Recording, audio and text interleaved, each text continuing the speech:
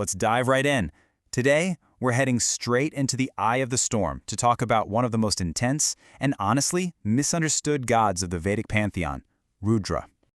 Wow. I mean, this line from our source material just hits you, right?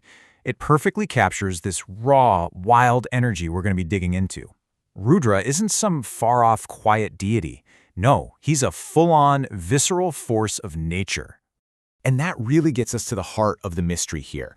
Is he just a god of terror, the howler who brings storms and sickness? Or is there something else going on behind all that fury? Okay, let's get into it. To really get Rudra, you've got to start out in the wilderness, you know? The oldest texts paint this picture of him as a total outcast, a wild archer who hangs out in the mountains. He's not part of the neat, tidy order of the gods. He is the chaos, armed with thunderbolts and arrows that could bring disease, or worse. But here's the twist, and it's a big one. The very same god that people feared for his deadly arrows, they also prayed to him as a powerful healer, a benevolent physician with the best medicinal herbs. This is the whole puzzle of Rudra. He's both the one who wounds and the one who heals. It's this incredible way of understanding that the same forces that cause destruction are also necessary for renewal. And his personality just keeps getting more complex.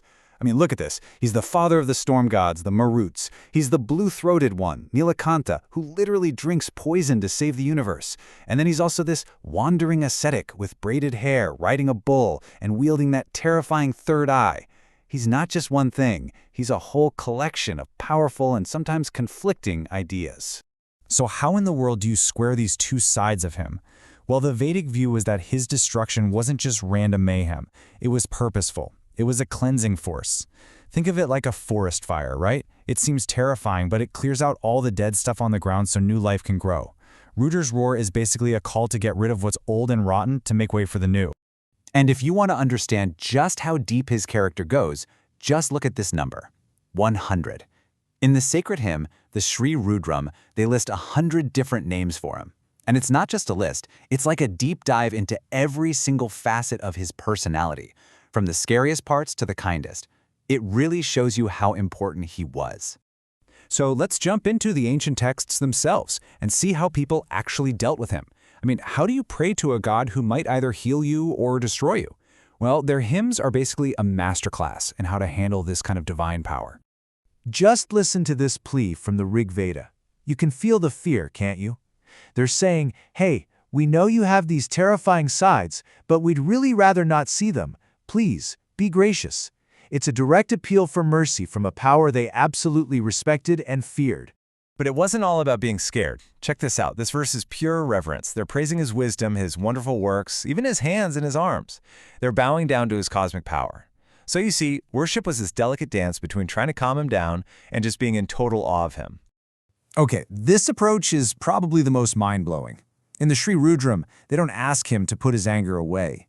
They offer salutations to his anger, to his arrows. By praising the very things that make him so dangerous, the idea was that you could disarm his fury and turn that wrath into grace. It's brilliant, really. Now get this, Rudra's power isn't just stuck in old myths. It actually echoes through the cosmos in Vedic astrology, what they call Jyotisha. His energy is channeled through a very specific part of the sky. And here it is, the Ardra Nakshatra. It's the 6th lunar mansion, and its name literally means the moist one. Think about its symbols, a teardrop or a heavy storm cloud just about to burst. It's the perfect celestial picture of Rudra's power, a cleansing, emotional downpour.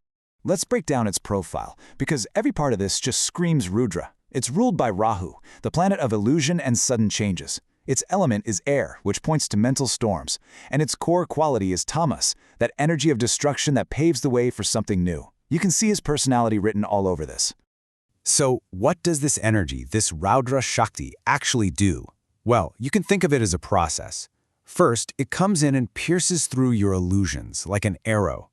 That can set off a huge emotional storm, washing away all the old stuff. But after the storm, you get these flashes of intellectual insight, which all leads to this massive, cathartic breakthrough. So, we've gone from the myth to the stars, and we land right here at the core message. That storm, whether it's Rudra's roar in a hymn or an astrological transit, it's not just something to be scared of. There's a purpose to it. There's wisdom inside the gale. And this is the ultimate takeaway, isn't it? Rudra's thunder is actually a gift. Yeah, it's disruptive, and sometimes it's painful, but its purpose is sacred. It's there to destroy what's fake, to flood the empty spaces with new potential, and to clear a path so we can come out the other side stronger and renewed. So, as we wrap this up, I'll leave you with this question. Right from the heart of Rudra's whole deal, the storm's gift is renewal. So, what needs to be washed away in your life for you to grow?